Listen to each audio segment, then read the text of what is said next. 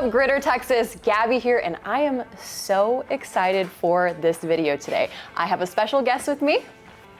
Hi, I am Sierrah Blade, owner of Blades and Bullets Firearms Training. I am so excited to be here at GRITR with you, Gabby. Oh my goodness. Long waited for this. Let me tell you guys what, she is a badass, okay? She's going to really give us the rundown on her experience today and who she is as a firearms instructor, and I cannot wait to learn a lot about her and then also about the firearms industry for myself as well. So I'm excited to run this with her today. Okay, so my first question is, tell us a little bit just about you in general. Where do you come from? Where does your experience in the firearms sports industry come from? So my experience and my background didn't officially really start until I was 14. So I grew up overseas around military bases because my father was a military contractor. So grew up overseas. I didn't have firearms. Of course, I was kind of around them base, but it was never really anything on the forefront of my mind. When we moved to Texas though, my father got me into shooting, and that Christmas, after he took me hunting for the first time to watch him hunt, to see how I would do deal with it. Yeah.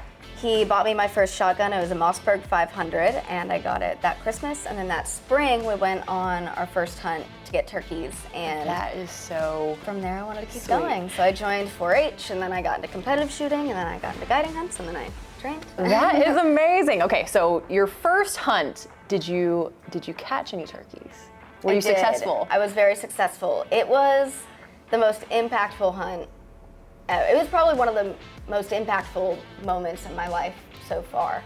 Because that hunt, not me tearing up. Oh, I love it. No, we're 2 minutes in. This is what we want though, because your experience is going to guide how other people learn. And I think that's important not only for the audience, but also for young ladies, young women, especially me, myself. Yeah. I actually ended up getting 2 turkeys now. One turkey was a smaller one. It was just a smaller Jake. It was a great turkey though. And then that afternoon we went out again with a guide, and he was teaching me how to use the turkey calls, all the different calls. That is so cool. Yeah, there's all the different calls that you could try, and so we were just trying them out. I had already shot a turkey. I didn't need to try for another one. I was happy. I got meat in the cooler. I was happy. So then there's noises coming out of these turkey calls that should have never come out of a turkey call. And I'm not hearing anything back. And I mean, we were calling for maybe an hour, hour and a half. And then around the corner, this huge tom, like beautiful trophy turkey, comes around the corner, fanned out, puffed up. And it was so it was majestic. It was so I cool believe to that. see. And then took him with one shot, harvested him, went down, and it was all good. Brought the meat home, and I got him mounted. He's in my parents' above their fireplace. Oh, that's amazing. That is so cool. So the turkey call, do the turkeys respond back to it? Sometimes, yes. That's really interesting. That's really interesting. He was quiet though. He just came up and strolled on you guys. He was like, "What's going on here?" He sneak attacked on us. I love that.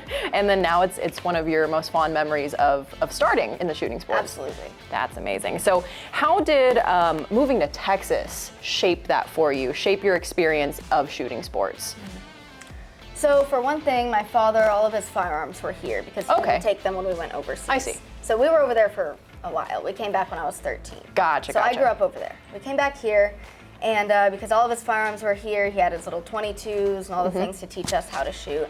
So he taught me and my sisters all the safety that we needed to know, and I think being in Texas has really shaped my experience and where I'm at now because of the freedom to have the Second Amendment, because of the freedom to have all the things that we have here.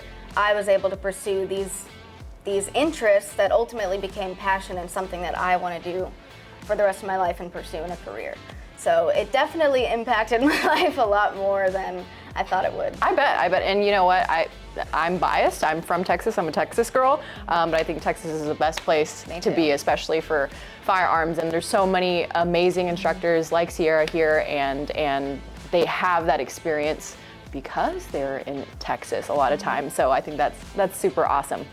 So how did hunting travel into what you're teaching now, and how did that experience get shaped over time? What was the training that you did to get better at hunting? The training that I did to get better at hunting, honestly, a lot of it was through my 4-H at the time when I was younger. at least when I started. You know, it was through 4-H because I started with shotgun shooting, and so I learned all of the sporting clays games that you train on, and those games are specifically designed to mimic real life hunting scenarios. I see. So each different game is actually a different bird or upland bird that Really? you're hunting. Yes. Okay, I had no idea. So trap is more to model like the birds flying away from you or Okay. for pheasant hunting. And then the ones where they're kind of sporadic and everywhere, it was more for dove. So like sporting clays Very is great practice interesting. for dove hunting. So the different way they move as well, the clays in the air, that will simulate how the birds move in the air. Correct. Roughly. It's not Roughly. perfect, but That's really, really interesting. I've never tried that before. I would love to get some, I would love to get some experience in doing that. There's a glow-in-the-dark one here in Texas, and I think, Yes. have you tried it before? No, I want to. That would be so fun as an experience just with our GRITR team. That would be awesome. So you were one of the 6 youths nationally selected by the NRA. How did that come about? So it came about because my mother was very into politics, as is my father whenever we came back here, an advocacy for the Second Amendment, and she ended up finding the NRA ambassador program online, and so I said, well, hey, that's pretty much, that's right up my alley. Let me try, we'll just see where it goes. So we put in the first round of applications, and I ended up going through the first one. And then the second one, they wanted you to write, I think it was paragraphs about why you wanted to be an ambassador. Oh, wow. You had to really think about why you wanted to do it. And then the final round of elimination was a video submission. And so the video submission was actually, you submit a video talking about your experience and who you are and everything, and they'll go through it and see if you're eligible to be an ambassador. I submitted one a little bit different, and it was more so just talking about, I created a film video because I was always very into photography and film as well. And so I created a short film going over my passions behind firearms and advocating for the use of firearms, and it landed me a spot. That was the trick. I love that. Yeah. So you got creative about it and really showed your passion for it. I think that's awesome. Man, that's amazing. So my next question is related to you being a young woman and becoming somebody who's influential in the firearms industry. How did that come about, and how do you feel about that? Absolutely, absolutely. I think, you know what, and this is probably, I'm biased again, but any woman who dares to enter this industry, I think is a force, because it's so opposite of what we've seen in the previous years, but now it's becoming more and more regular. So I think you're just paving the way for more and more young ladies, and I look up to you as somebody who's wanting to eventually become an instructor. So how does that feel, and how do you navigate that space? It feels really great, actually. It feels, you got me turned up again.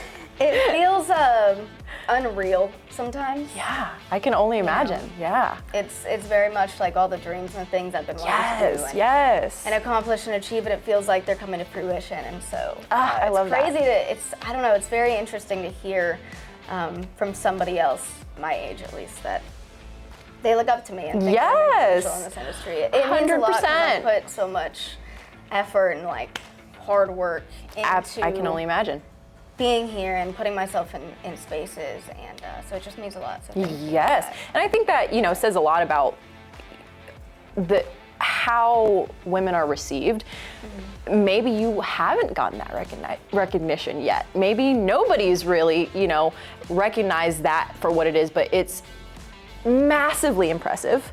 Your experience, and again, just reading a little bit about you and getting to know you a little bit, it is massively impressive. Again, I can just say that over and over again. I want to be more like you. I want to learn a lot of the things that you know, and it's a gift to have another young lady in the realm really paving the way. So keep doing you, and be proud of yourself, and stick your chin out, because we need more young ladies like you. We really do, and we need the younger generation, especially again here in Texas, to really have that influence, have somebody to look up to. I never had that. I didn't have anybody to look up to. I really didn't even know that women were really in the firearms industry, because really it's still, even now, it's still all men. A lot of the instructors are all men, and it feels, I think, for me coming into it, it still feels like this is ours. This is ours. This is for us. So it is nice to have a young lady really paving the way and saying, no, this is for you too, and sharing that. Thank you. That means a lot, because that's one of my 100%. biggest goals, and like one of my biggest things going into this is I just want to be a good role model for people to get into it, and I want to make it accessible and fun, and you know, not something scary, and kind of demystify what's going on. So it really means a lot, because that's 100%. actually one of my main goals, is just expanding it. I think you're killing that goal. Be the person I needed as a kid. Like I said, I think you're killing that goal, and I think you're on your way to doing even more. So how do you go about making the firearms industry and the sports of firearms? How do you make that more accessible to women or young ladies, and how is that experience when you are training those people? So I like to go to events where it's not necessarily a firearms-centered event. Yeah. So I like to go to women's events, or Latina specifically. Yes. You know, as Latina, I like to Oh go my to gosh, I didn't hear. Yes. Yeah, I'm half. Oh, I'm half too. okay. Wait, what's your other half? I was about to ask you that. I'm half Filipino. Oh, I'm Lebanese. Oh my gosh, Wait, that's so my crazy. brother-in-law is Filipino as well, though. I love this. See, my we gosh. just need Sierrah here all the time. We can replace Josh with Yeah, Sierrah. Can we actually, do that actually? I'm moving back to Roanoke. Bye, Josh. Yeah, bye Josh. So you guys will never see Josh again, actually. It's just Gabby and Sarah from now this on. is our show now. Yeah. That's amazing. Okay, so back to it. How do you pull these women into that experience, and what is it like teaching these individuals? So a lot of it, like I said, is just reaching out at events where firearms is not normally something that's spoken about or seen. And so I like to go to these events, and I set up a little booth with pamphlets, and I have my gear out there and dummy guns. And you know, you just start it off with a conversation. It doesn't have to be scary, it doesn't have to be demeaning or intimidating. Say, hey, have you ever thought about firearm training? Have you ever needed firearms training, you know? And then get to talking with them and just get them on a level of, this isn't anything scary or intimidating. And in fact, you know, I've trained many people over the course of these years who have traumas, or they have stigmas, or they are scared, or they're nervous, and they're not ready for it. But through training with me, they've ended up just blooming and going training on their own. They're doing amazing. And I'm not saying that to like pat myself on the back. And you shouldn't, but you should.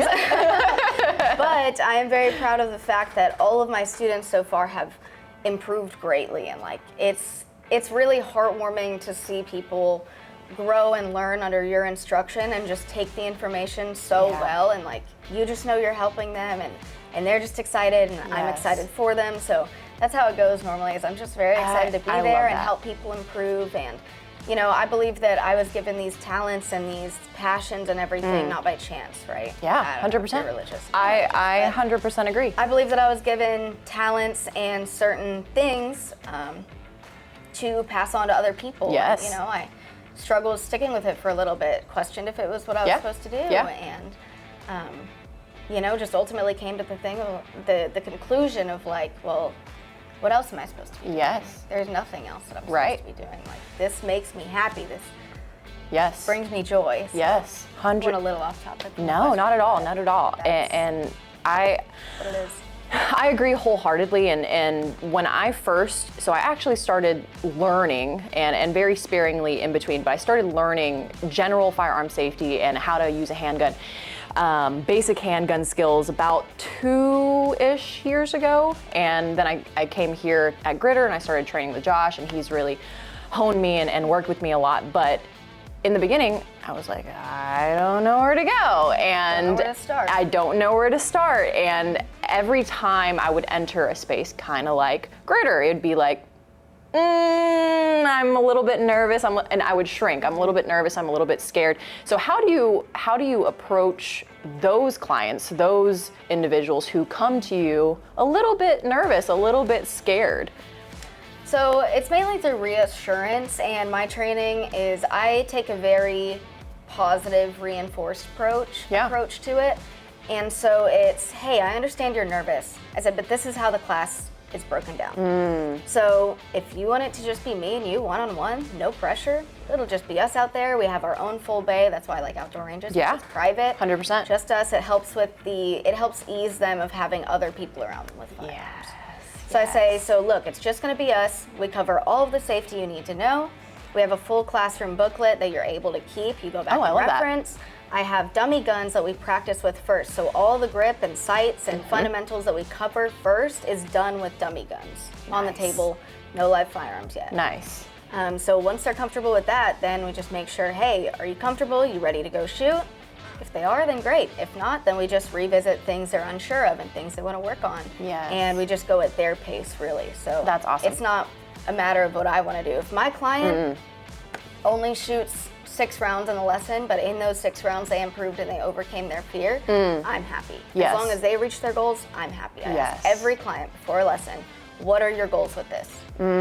If your goal is I want to learn more about my gun and I want to be proficient, or maybe it's I want to go to the range on my own. I want to be able to go without my husband, or I want to be able to go without feeling nervous that the RSO is watching me and judging me. Right. And so by the end of our classes, I can confidently say every single one of them has improved so well that by the end of the first lesson, they're able to go to the range on their own. And they'll text me, they're like, I went to the range.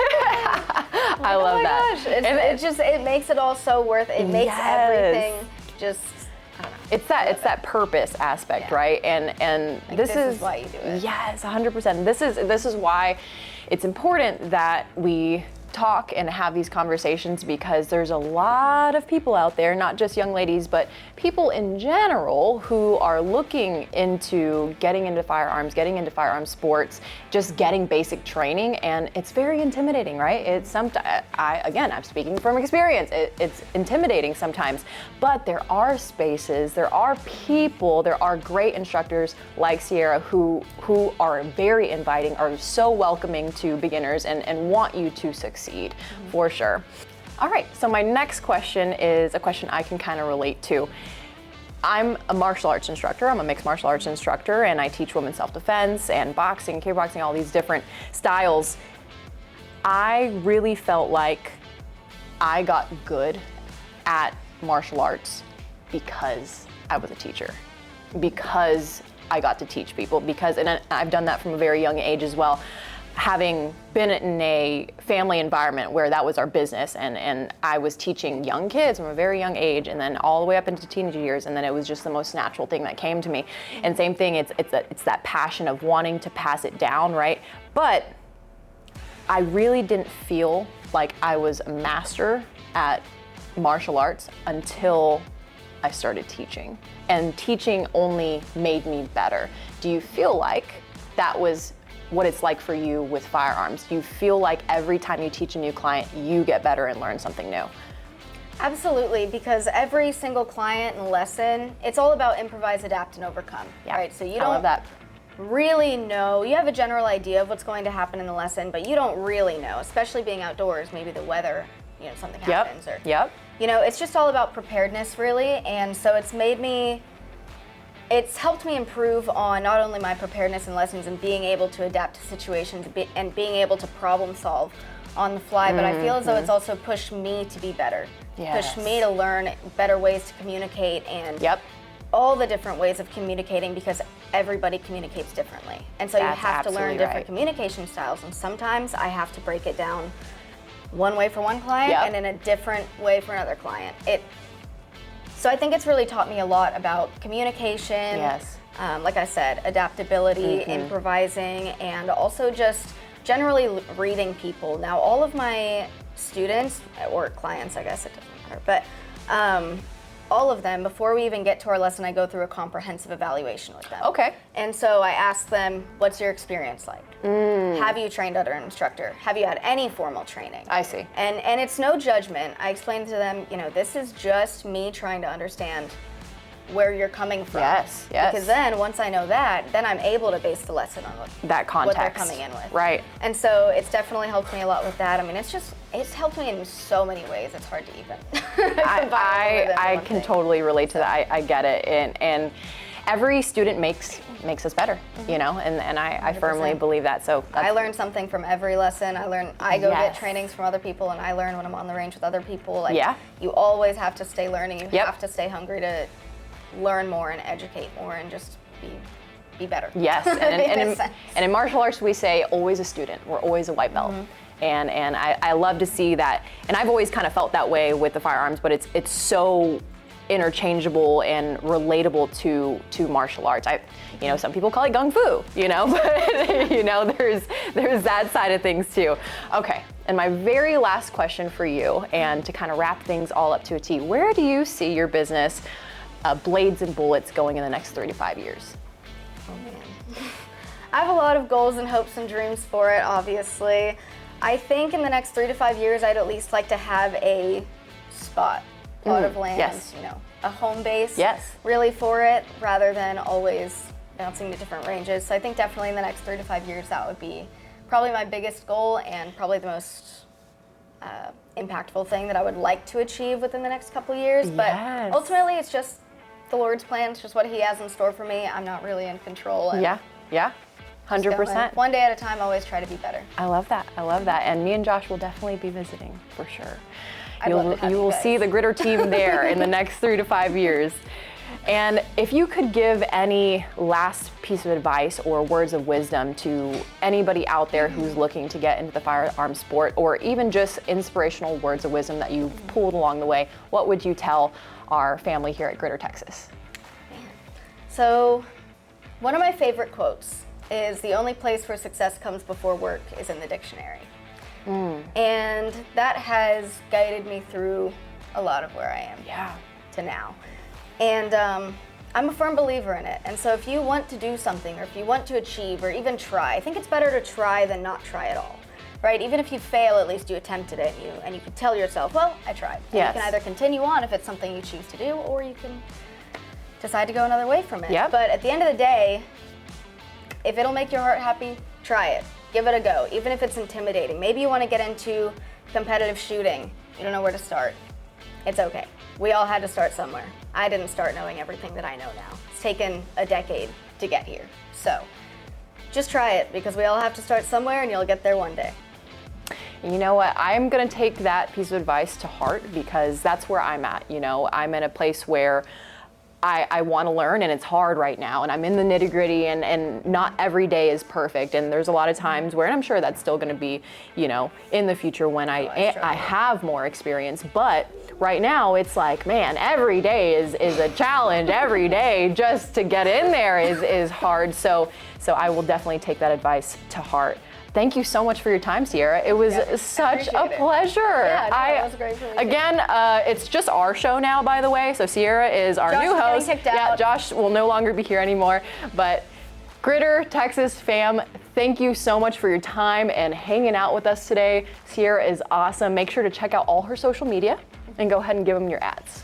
So my @s for my personal is @Sierrah Blade, and then Blades and Bullets is the business one. That goes for Instagrams, TikTok, everything, all the good stuff. Nice. YouTube, actually. I use YouTube and Instagram more Oh, nice. than anything. So @Sierrah Blade on YouTube and Instagram. Make sure to check her out, guys, and give her a follow. Give her a follow. And if you are somebody like me who is looking for a place of safety and support and to feel inspired, make sure you are gonna give Sierrah a follow. Team, that's all we have for you today. It was such a pleasure. My name is Gabby. I'm here with GRITR Texas, and make sure to subscribe and follow. I'll see you in the next video.